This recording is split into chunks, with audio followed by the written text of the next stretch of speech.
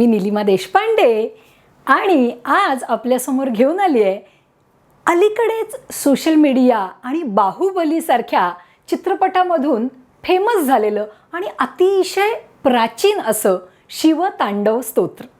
Yes, Ravan रचित हे शिवतांडव स्तोत्र. आपल्याला सगळ्यांनाच माहिती आहे रावण हा शंकराचा निस्सीम भक्त होता. त्याआधी आपण रावणाची एक छोटीशी गोष्ट ऐकूया. रावणाचं नाव रावण का पडलं माहिती आहे? त्याचे वडील विश्रवा यांनी जन्माला आलेल्या बाळाचा रडण्याचा प्रचंड क्रूर किंवा म्हणजे भेदरवून समोरच्याला घाबरवून टाकणारा आवाज ऐकून त्याचं नाव रावण असं ठेवलं होतं. म्हणजे थोडक्यात तो अमानवी रडायचा, म्हणजे तो अमानवीच होता हे नंतर त्याने सिद्ध केलं. पण जन्माला आल्यानंतर तो रडला म्हणून त्याचं नाव रावण, अशी एक कथा आहे. आणि दुसरी कथा अशी आहे, आपल्याला माहिती आहे त्याचा मोठा भाऊ कुबेर याच्याकडे एक पुष्पक विमान होतं आणि ते विमान सुद्धा म्हणजे लंका तर कुबेराकडून दाबून घेतलीच, पण आता मला पुष्पक विमान सुद्धा पाहिजे म्हणून पार अलका नगरीपर्यंत रावण पोहोचला होता. आणि त्याने त्याचा कार्यभाग साधला, कुबेराला हरवलं, त्याच्याकडून त्याचं पुष्पक विमान काढून घेतलं आणि मजेत येताना त्याला पलीकडे कैलास पर्वत दिसला. आणि मग म्हणाला, अरे इथे आलोच आहे तर इथे जाऊया. आणि मग हा कैलास पर्वताकडे गेला आणि पार्वतीने वरून बघितलं की कुणीतरी पर्वतावर चढून येत आहे म्हणून तिने शंकरांना सांगितलं. आणि शंकरांनी बघितल्यावर त्याच्या लक्षात आलं रावणाच्या आणि त्याला अशी स्वतःची ताकद दाखवण्याची एक खुमखुमी आली आणि त्याने असा कैलास पूर्ण ताकदीनिशी उचलला. ह्या विषयावरची शिल्प आपल्याला हळेबीडू आणि बेलूरला नक्की बघायला मिळतील. आणि तुम्ही कुठेही शिल्प बघता तेव्हा अशा छोट्या छोट्या कथा जर तुम्हाला माहिती असतील तर त्याचा आनंद द्विगुणित होत जातो. तर कैलास असा त्याने उचलला. अरे कैलास पर्वत उचलला म्हटल्यानंतर भयकंपित झाले शिवगण आणि सगळे की अरे काय हा कोण माणूस आहे किंवा कोण राक्षस आहे किंवा जो कोण आहे तो कोण आहे आणि हा काय करतोय. शंकराच्या लक्षात आलं की अरे याला याच्या शक्तीचा गर्व झालाय आणि म्हणून शंकरांनी काय केलं, आपल्या उजव्या पायाचा अंगठा फक्त थोडासा दाबला. त्याबरोबर त्याचे दोन्ही हात पर्वताखाली कैलास पर्वताखाली अडकले आणि तो असा वरती बघायला लागला. कुणी केलं हे, काय चाललंय हे. आणि हाताला होणाऱ्या वेदनांनी तो कळवळला आणि त्याने जोरात आवाज दिला, शंकर शंकर, म्हणजे क्षमा कर क्षमा कर. तो क्षमा करणारा तो शंकर. आणि त्याच्या रुदनाचा आवाज ऐकून शंकरांनी त्याला रावण असं नाव दिलं. अशी सुद्धा एक कथा आहे. तर आता आपल्याला शिवतांडवचा ॲक्च्युअल बेस तर लक्षात आलाच. कसं आहे, हात अडकलेले आहेत असंही आपण मराठीत म्हणतोच की हात अडकल्यावर स्तुती करायला लागते. तसंच काहीसं रावणाने वरती बघितलं. आता ह्या स्तोत्राची गंमत तुम्हाला सांगते. म्हणजे ते स्तोत्र तुम्हाला सगळ्यांना माहितीच आणि आय एम शुअर तुम्ही सगळ्यांनी ते ऐकलेलं असणार आहे. सो स्तोत्र तर मी त्याबद्दल तर बोलीनच, पण त्याच्या मागची गंमत मला तुम्हाला सांगायची आहे. तर ज्या वेळेला तो अवाढव्य म्हणजे शरीराने तर अवाढव्य आहेच, पण ज्ञान, संपदा, संपत्ती, राज्य सगळीकडे विजयाने म्हणजे स्वतः सर्व लोक जिंकून आल्यासारख्या ताकदीचा तो रावण आणि त्याचे हात अडकलेत कैलासाखाली आणि वरून शंकर बारीक हसत त्याच्याकडे बघतायत आणि आता तो क्षमा करा क्षमा करा, शंकर शंकर असं म्हणतोय आणि वर बघतोय. इथे या स्तोत्राची मजा सुरू होते. म्हणजे आता इमॅजिन करा की तो वर बघतोय तर त्याला सगळ्यात पहिल्यांदा काय दिसेल, जटाटवी गलज्जल प्रवाह पावितस्थले गलेवलंब्य लंबितांबुजंग तुंग मालिकाम. त्याला आधी त्या जटा दिसल्या ऑब्वियसली, कारण तो असा वर बघतोय आणि वरून शंकर त्याच्याकडे डोकावून बघतोय.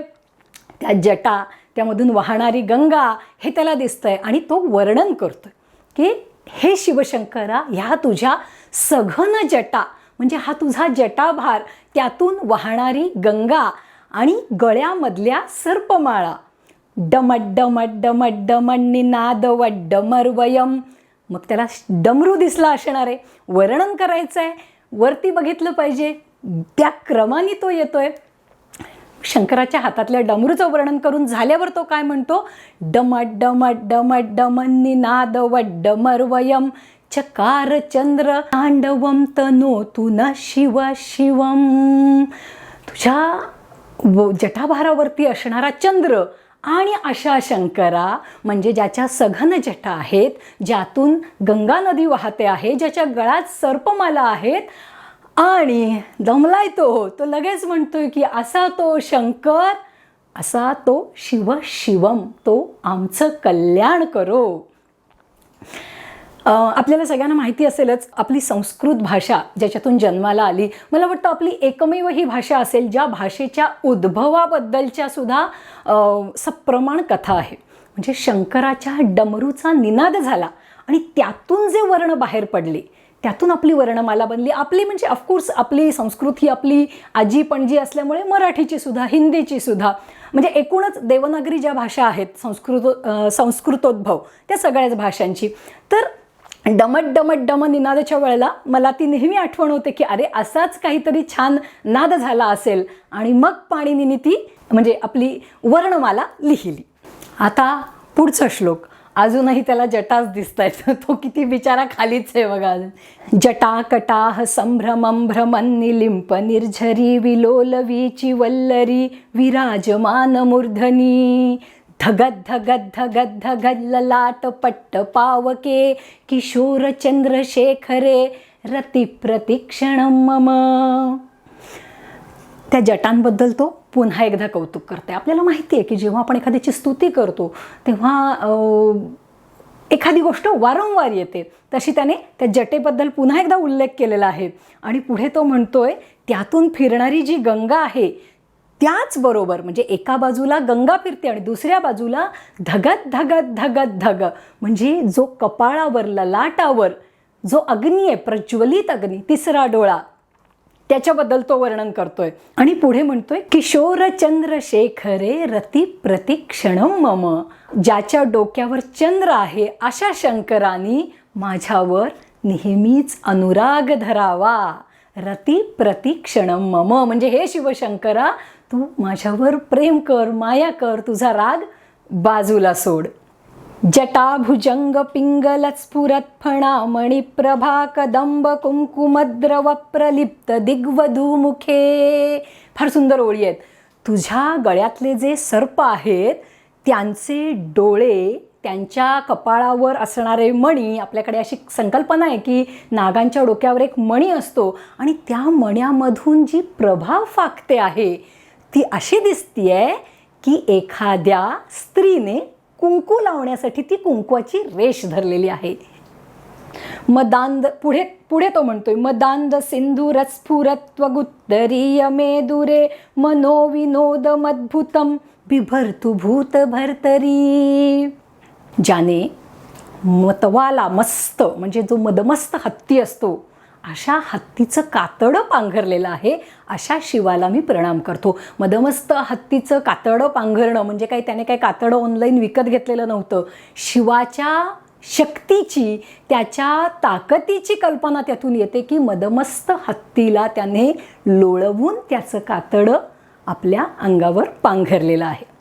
ललाट चत्वरज्वल धनंजय स्फुलिंग भा, हा जो श्लोक आहे ह्याच्यावरती त्याला असं सांगायचं की मदन जो जाळला, जो काम जाळला. आता कसं आहे बघा, शंकराचं वर्णन करून झालं, त्याला शिवशंभो एवढाच दिसतोय. जटा झाल्या, गळ्यातली झाली, त्याचं ते मस्तवाल हत्तीचं कातडं झालं. आता त्याचे गुणांचं वर्णन सुरू होतं. म्हणजे ज्या अग्निदेवाच्या सहाय्याने शंकरांनी मदन जाळला, कामदेव जाळला, तर त्याचं कौतुक या कडव्यामध्ये त्याने केलेलं आहे. पुढच्या कडव्यामध्ये तो म्हणतो कराल भाल पट्टिका धगत धगत धगत ज्वल धनंजयाहुती कृता प्रचंड पंचसायके. धराधरेंद्र नंदिनी, इथे आता पार्वतीचा उल्लेख येतो. धराधरेंद्र नंदिनी म्हणजे ती जी गिरिराजाची कन्या, जी हिमाचलाची कन्या, तिचा तू प्रियकर, तिचा तू प्रेमी असा शिव, तू तुझी माझ्यावरती कृपादृष्टी कायम ठेव.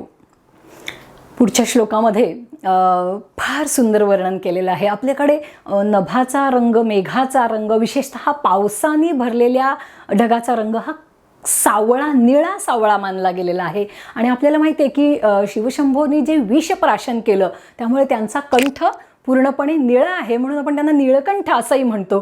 तर हा उल्लेख धरून रावण काय म्हणतो ते आपण ऐकूया. नवीन मेघमंडली निरुद्ध दुर्धरा स्फुरत कुहू निशीथिनित्तमा प्रबंधबद्ध कंधर. नवीन मेघमाला म्हणजे नुकतेच दाटून आलेले पहिले मेघ जसे निळे सावळे असतात तसा तुझा कंठ निळा सावळा आहे. आणि पुन्हा एकदा गजचर्म पांघरलेल्या तू संसाराचा भार धारण केल्यासारखा तुझ्या डोक्यावर असणारा चंद्रमा, तुम्ही माझ्यावरती अखंड कृपादृष्टी ठेवा.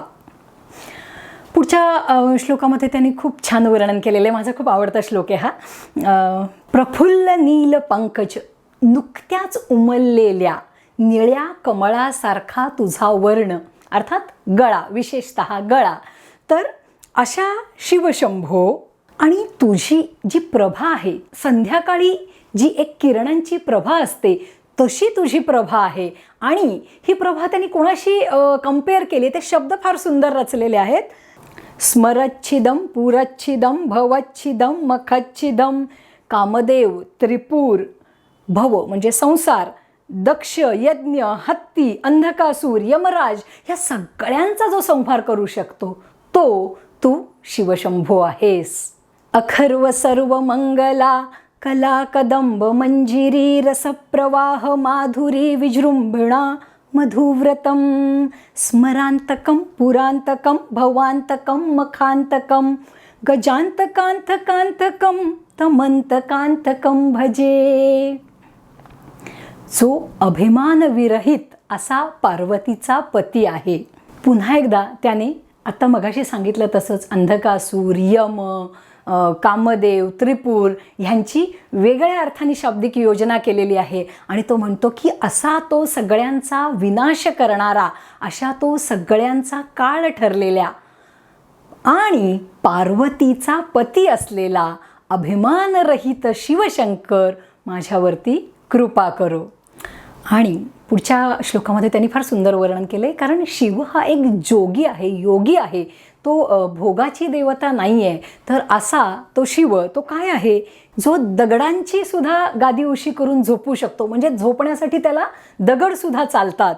तो एकाच वेळी साप मोत्याच्या माळेप्रमाणे घालतो आणि त्याच वेळेला त्याला कुठलेही सांसारिक मोह नाही आहेत किंवा कुठल्याही गोष्टीच्या पलीकडे तो जगतो. मित्र, शत्रू, सौंदर्य, कुरूपपणा कोणत्याच गोष्टी त्याला भक्तिभावापुढे मोठ्या वाटत नाहीत. तो हा शिवशंकर. त्यातल्या आपण शेवटच्या 2 ओळी घेऊया. तृणारविंद चक्षुषो प्रजामही महेंद्रयो समप्रवृत्तिका कदा सदा शिवं भजाम्यहम. समप्रवृत्तिका अशी ज्याची प्रवृत्ती आहे, म्हणजे आपण भगवद्गीतेत जे सांगितलेलं आहे की म्हणजे कुठचीही वेळ काळ किंवा कोणत्याही गोष्टीला तुम्ही कंपेअर करून ही उजवी आहे, ही मला पाहिजे, हा मोहच जिथे संपतो, हेच रावण इथे शंकराची स्तुती करताना म्हणतो आहे. कदा निलिंप निर्झरी निकुंज कोटरे वसन. सुंदर ललाट असणाऱ्या चंद्रशेखराचा म्हणजेच शिवशंभोचा मी एकाग्र मनाने विचार करतो, म्हणजे मी त्याला पूजतो आणि गंगा तीरी बसून मी त्याचे स्मरण करतो आणि हात जोडून साश्रू नयनांनी मी ज्याच्या आगमनाची वाट पाहतो असा तो शिवशंकर मला कधी बरं भेटेल. आता रावणाचं म्हणजे एकदम कंप्लीट विचार डाऊन झालेला आहे. त्याच्यामुळे आता शिवशंभोनी तो त्याचा जो काही प्रेशर दिलेला आहे अंगठ्याचं ते काढावं, इथंपर्यंत हे स्तोत्र येऊन थांबतं. थोडक्यात मी तुझा भक्त आहे हे सांगितल्यानंतर तो पुढे काय सांगतो. इमं हि नित्यमेव मुक्तमुत्तमोत्तमं स्तवन पठन स्मरन ब्रुवन्नरो विशुद्धमेति संतती. मी नेहमीच स्तोत्रांविषयी बोलताना सांगते की सनातन संस्कृतीमध्ये सांगितलेल्या स्तोत्रांविषयी मला विशेष आदर अशासाठी आहे की त्याला प्रत्येकाला एक हेतू असतो. त्याच्यानंतर तो हेतू साध्य होण्याची एक रचना असते आणि त्याच्यानंतर एक फलश्रुती असते की तो वर हेतू तर सांगितला आहे आपण त्याप्रमाणे. म्हणजे हे इट इज लाईक ते कम्प्युटरवाल्यांचं असतं ना, सॉफ्टवेअरवाल्यांचं. म्हणजे ते तुम्हाला सांगतात की ही कमांड करा, मग हे करा आणि फायनल रिझल्टला हे येईल. म्हणजे ते फ्रंट पेजला म्हणजे तुमच्या उदाहरणार्थ वेबसाईटला ते दिसणार असतं. पुढे बॅकएंडला काय चालतं ते सुद्धा आपली स्तोत्र आपल्याला दाखवून देतात. तर हा आता शेवटी काय सांगतोय की पठन ब्रुवन स्मरण रोज हे स्तोत्र आता शिवशंभूची स्तुती करून झालेली आहे आणि सांगून झालंय की मी शुद्ध मनानी कुविचार बाजूला ठेवून गंगेच्या तीरावर बसून डवडवल्या डोळ्यांनी दोन्ही हात जोडून तुझी वाट बघतोय. तर हे सदाशिवम कदा सुखी भवाम्यहम. म्हणजे मी कधी सुखी होणार म्हणजे मला शिवशंभू कधी दर्शन देणार. आणि मग हे स्तोत्र आता जे म्हणतील त्यांना त्यातून काय काय मिळणार आहे. तर त्यांनी जर रोज ह्या स्तोत्राचा पाठ केला तर त्यांच्यासाठी म्हणजे उत्तम उत्तम गोष्टी शिवशंभू त्यांना देईल असं बिहाफ ऑफ शंकर हाच सांगून टाकतोय आपल्याला. आणि पुढे तो म्हणतोय हरे गुरवसु शक्तिमाशु याती नान्यथा गतिम. म्हणजे या श्लोकात तर विमोहनम हि देहिनाम सुशंकरस्य चिंतनम हे आपल्या हिंदू धर्माचं जे सार सांगितलेलं आहे. म्हणजे प्रत्येक हिंदू माणूस हाच विचार करतो की मी हे आयुष्य जगलो आणि आता मला कुठे जायचं, तर मला परलोकामध्ये गती मिळावी आणि मी ह्या सगळ्यापासून दूर व्हावं. म्हणजे तुम्ही जिवंत आहात तोपर्यंत तुम्हाला उत्तम उत्तम गोष्टी तर मिळतील, शिवाय तुमची संतती खूप चांगली होईल असं रावण सांगतोय. आणि म्हणजे शिवाच्या कृपेने अर्थात पठन ब्रुवन स्मरण, तुम्ही हे याचं नुसतं स्मरण जरी केलं म्हणजे पठन ब्रुवन म्हणजे म्हणणे, पठन ब्रुवन स्मरण बोलणे. म्हणजे हे आता स्तोत्रांमध्ये जशा आपल्या 4 वाणी सांगितल्यात म्हणजे हे आपण बोलतो ते एक मनातली परा पश्यंती वैखर तुम्हाला माहिती असेल त्याच्याबद्दल. तर थोडक्यात तुम्ही ह्या स्तोत्राचा कोणत्याही प्रकारे उच्चारण करा, मनात करा, सार्वजनिक करा, मोठ्यांदा बोला आणि मग त्यातून तुम्हाला उत्तमोत्तम गोष्टी मिळतील. तुमची संतती चांगली होईल, शिव त्याला आशीर्वाद देईल. आणि मग पुढे तो म्हणतोय ह्या शिवशंकराच्या कृपेने कोणीही विरुद्ध गतीला म्हणजे जो शंकराचं स्मरण करेल त्याला शिवलोकाची प्राप्ती होईल. आता सगळ्यात शेवटी अतिशय सुंदर ह्या अर्थातच रावण हा उत्तम गायक होता. मी लहानपणी अशी गोष्टसुद्धा ऐकली आहे की त्याने स्वतःच्या शरीराच्या शिरा काढून त्याचा तानपुरा बनवून शंकराला प्रसन्न केलं होतं. मला वाटतं याच्यातली सिम्बॉलिझम जर याच्यातला आपण लक्षात घेतला की शिरा काढून म्हणजे खरंच ह्या शिरा काढाव्याच लागतात इतक्या चांगल्या पद्धतीने गायच्या असेल तर. आणि उत्तम सामवेदाचं गायन करणारा असा हा रावण होता. आणि त्याने शिवशंकराला एकतर शंकर म्हणजे आशुतोष, तो काय लगेचच प्रसन्न होतो. त्यात हा असा इतका म्हणजे सगळं झोकून देणारा भक्त रावण म्हटल्यानंतर तो प्रसन्न होणारच. तर असा शिवशंभो. आणि आता तो त्याची आळवणी करून शेवटी काय म्हणतोय पूजावसान समये दशवक्रगीतम यशंभुपूजन परे पठती प्रदोषे तस्य स्थिरां रथ गजेंद्र तुरंगयुक्तां लक्ष्मीं सदैव सुमुखीं प्रददाति शंभू.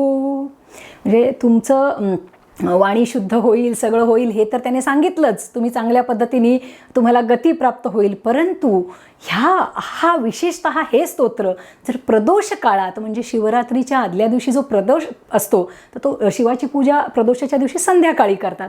तर त्या काळात जर तुम्ही याचं पूजन केलं तर लक्ष्मीं सदैव सुमुखीं, शिवाय तस्य स्थिराम रथ गजेंद्र तुरंगयुक्ता म्हणजे आजच्या काळातली BMW वगैरे वगैरे वगैरे. आणि शिवाय लक्ष्मीं सदैव सुमुखीं, सुमुखी या शब्दाबद्दल ज्यांचा संस्कृतचा थोडासा अभ्यास आहे त्यांना कळेल की शिवशंभो पार्वतीला नेहमी सुमुखी म्हणतात. म्हणजे ही सुंदर स्वरूपाची अशी ती सुंदर चेहऱ्याची ती सुमुखी. तर रावणाने माझ्या मते हा शेवटचा पत्ता टाकला की बघ मला माहिती आहे तू बायकोला काय म्हणतोस ते, मला तुझ्याबद्दल सगळं माहिती आहे रे, पण तू प्लीज तुझा अंगठा पाय उचल आणि माझे हात सोडव.